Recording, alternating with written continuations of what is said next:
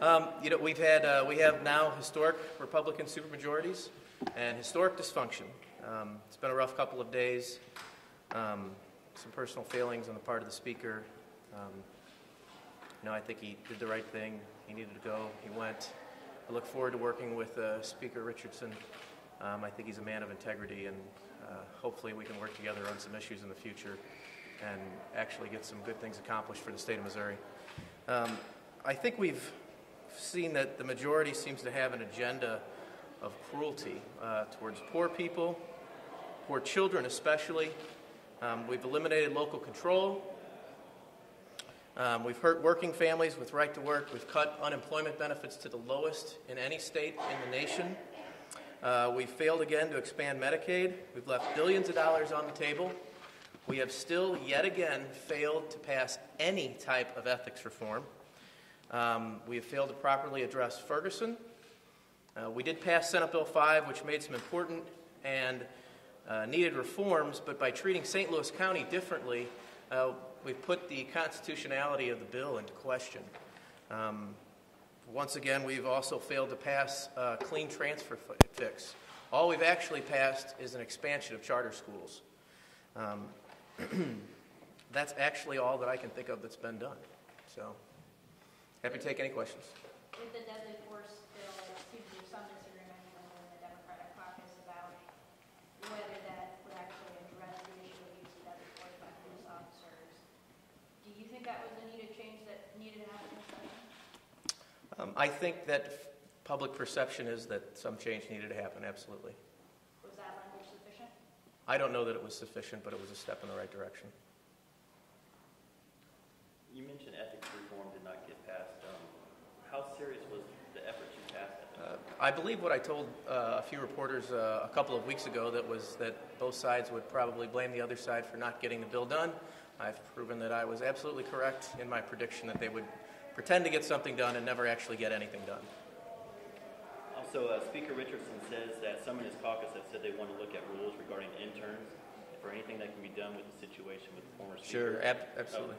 Do you have a plan on that? Or what do you Actually, we talked about that obviously over the last few days, and I appreciate Speaker Richardson saying that, and I look forward to working with him on that over the interim, and hopefully we can do a joint committee. I know that on both sides of the aisle, this is a bipartisan issue that needs to be fixed, and I look forward to working with them on that. Speaker Richardson said that he wanted a revised policy in place by the time the legislature comes back in January, so most likely I'm assuming this is going to be something you're going to be working on throughout the summer. Yeah, that's our hope, and I plan on getting with him shortly to see what we can do to work together. To those thousands that were protesting in Ferguson, what do you say to them about a legislature that did not deal with the specific issue that they were raising, police shooting unarmed black men? I think that the legislature failed them. And what can the legislature, what can you guys do to prevent that failure next year? Well, for one, we could get some of our bills referred to committee. We could get some of the bills heard. Some of them actually voted on. Brandon Ellington, Representative of Kansas City, is the chair of the Black Caucus. Brandon, would you like to address that?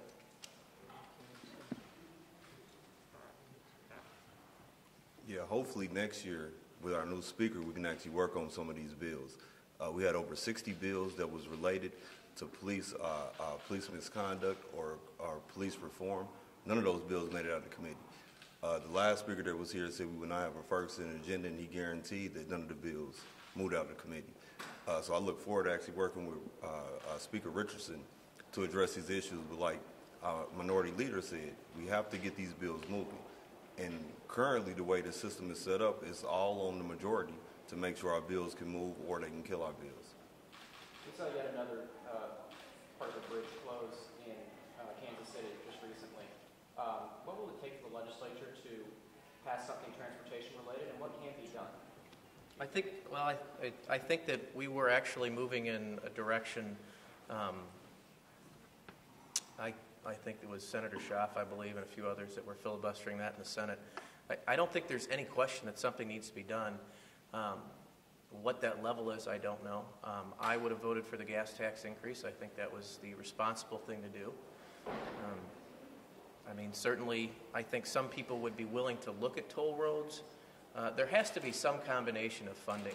We just are not going to be able to maintain the roadways that we have. Does the governor have any responsibility for coming up with a proposal, a comprehensive proposal? You know, I can't speak for the governor, but it was my understanding that a deal or a compromise was reached after that debate, after that filibuster, and because of what happened with right to work in the Senate imploded, which they knew was going to happen. I know that Leader Richards said that was his agenda and that was more important, so I guess he got his way. And as a result, Missouri is not able to fund our roadways. Well, that bill was a tenth of what the Transportation Department says it needs.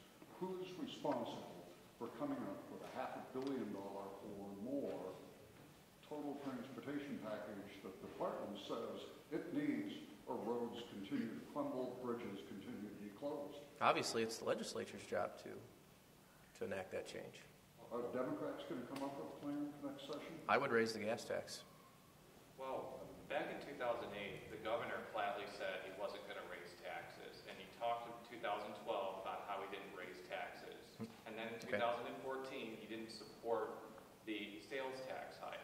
So doesn't the governor bear a little bit of responsibility by painting himself in a corner until like a year before he's leaving office instead of like before the crisis occurred?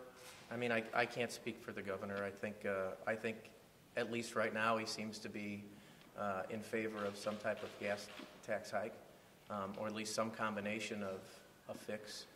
So I think he's at least moving in the right direction now. I can't speak for his previous stances, but I mean, at the same time, let's be honest, the legislature creates the legislation. We file the bills. Nothing's been done. What is your reaction to the House basically stripping off provisions they did not like in the bill that they passed today because of the Senate's inaction? Well, I mean, I don't believe that they stripped them off because they didn't like them. I think they stripped them off because they had no other choice. I think that you can ask Senator Richard.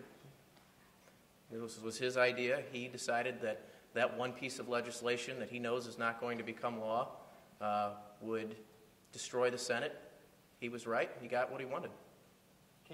Blame lies at his feet.